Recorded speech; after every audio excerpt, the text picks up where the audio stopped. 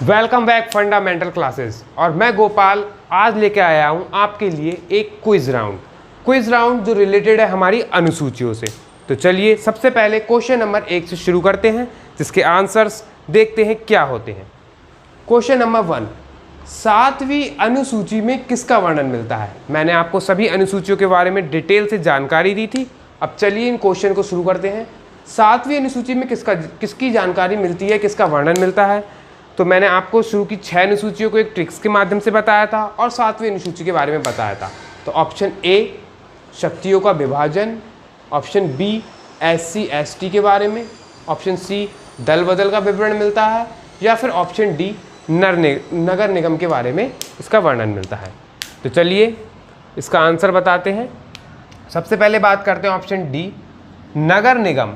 नगर निगम का जो वर्णन मिलता है वो कौन सी अनुसूची में मिलता है, या नगर निगम के जो कार्य हैं उनका जो वर्णन मिलता है वो हमें मिलता है हमारी 12वीं अनुसूची में। तो यानी कि 7वीं अनुसूची में तो नहीं मिलता है, तो ये ऑप्शन हमारा यहाँ पे गलत हो जाता है।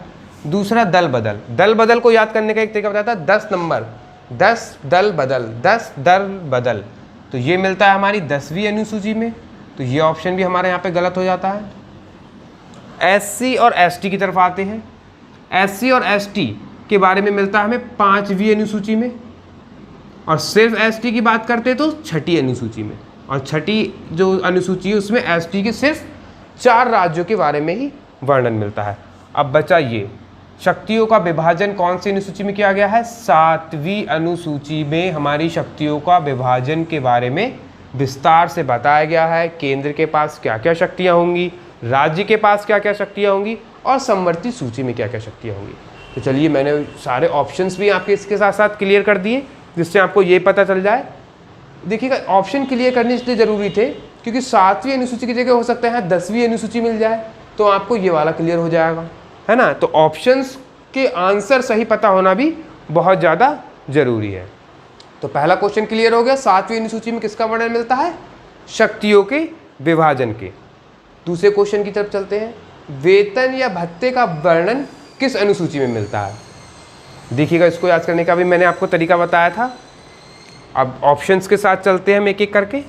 वेतन या भत्ते का वर्णन, ऑप्शन नंबर 1 हमारा कह रहा है पहली अनुसूची। देखिए पहली अनुसूची में किसका वर्णन मिलता है, मैंने बताया था अगर हम कोई भी काम शुरू करते हैं तो सबसे पहले पेज पर क्या मिलता है, उसका इंडेक्स मिलता है। तो इसी तरह अनुसूचियों में क्या मिलेगा, नंबर 1 पर भारत के राज्य, केंद्र शासित प्रदेश और भारत का वर्णन। तो पहली अनुसूची तो गलत हो गई यहाँ पर।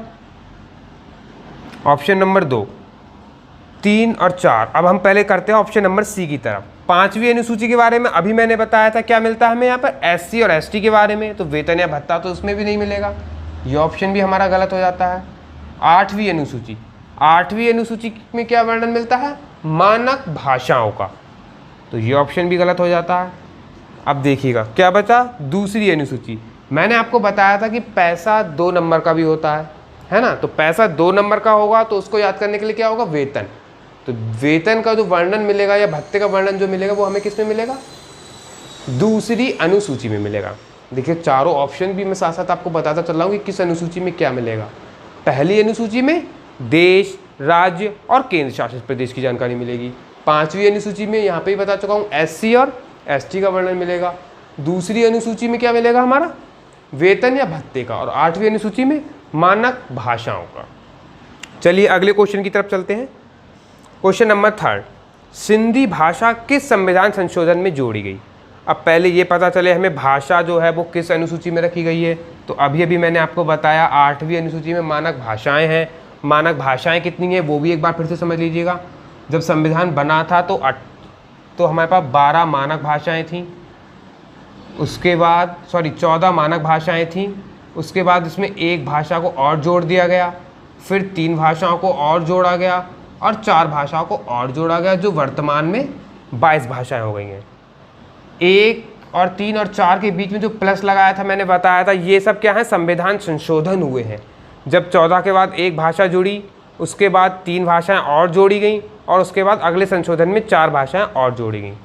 तो जो संविधान संशोधन में एक जो भाषा सिर्फ जोड़ी गई थी सबसे पहले, वो थी हमारी सिंधी भाषा।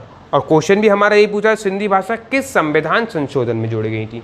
इनको भी याद करने के लिए मैंने बताया था, ये जुड़ी थी 21वें संविधान संशोधन में, ये जुड़ी थी 71वें और ये जुड़ी थी हमारी 92 यानी कि 92वें संविधान संशोधन में।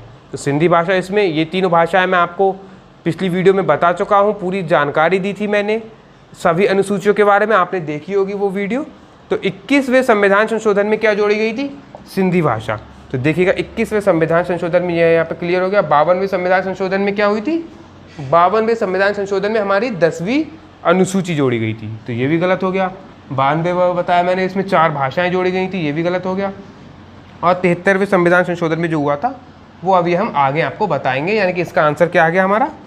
21वें संविधान संशोधन में क्या किया गया था? सिंधी भाषा को जोड़ा गया था। अगले क्वेश्चन की तरफ चलते हैं। क्वेश्चन नंबर 4, मूल संविधान में कितनी अनुसूचियां थीं? देखिए मैंने अभी आपको पिछली वीडियो में बताया था कि 8 + 4, यानी कि जब मूल संविधान हमारा बनाया गया था उस वक्त हमारी भाषाएं कितनी अनुसूचियां थी? 8, और उसके बाद 4 अनुसूचियों को और जोड़ दिया गया एक एक करके।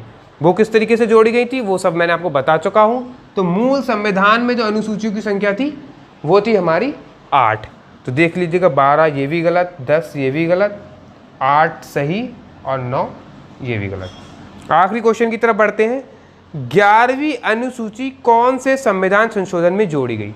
देखिएगा अभी मैंने आपको बताया कि जो 8 थी हमारी अनुसूचियाँ वो मूल संविधान में थी, उसके बाद 9, 10, 11 और 12 ये अनुसूचियाँ बढ़ती गई। कैसे बढ़ी हैं? ये सब संविधान में संशोधन होता गया और ये बढ़ती गई। इनकी सन भी मैंने बताई थी, ये बढ़ी थी 1951 में, ये 1985 में, ये 1992 और 93 में, यानी कि 92 के दिसंबर में ये इस पर विचार किया गया और 1993 के अप्रैल में ये लागू कर दी गई। और इस पर भी जो संविधान संशोधन हुआ है वो हमारा हुआ है 1993 में। अब वो पूछ रहा है हमसे 11वीं अनुसूची कौन से संविधान संशोधन में जोड़ी गई?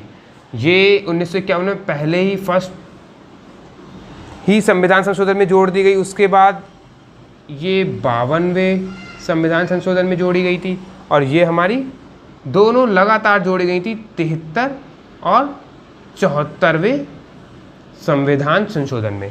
तो वो पूछ रहा है हमसे 11वीं अनुसूची कौन से संविधान संशोधन में जोड़ी गई? तो 52 गलत, 73 ठीक, 71 भी गलत हो जाएगा और हमारा 74 भी गलत हो जाएगा। कि इसका आंसर क्या होगा हमारा? 73वें संविधान संशोधन में हमने क्या करा था? 11वीं अनुसूची को जोड़ा था। तो देखिएगा 71 जो ऑप्शन में था, 71 ऑप्शन में क्या हुआ था? 3 भाषाएं जोड़ी गई थी। उसके बाद 74वें संविधान संशोधन में क्या हुआ था? 12वीं अनुसूची जोड़ी गई थी।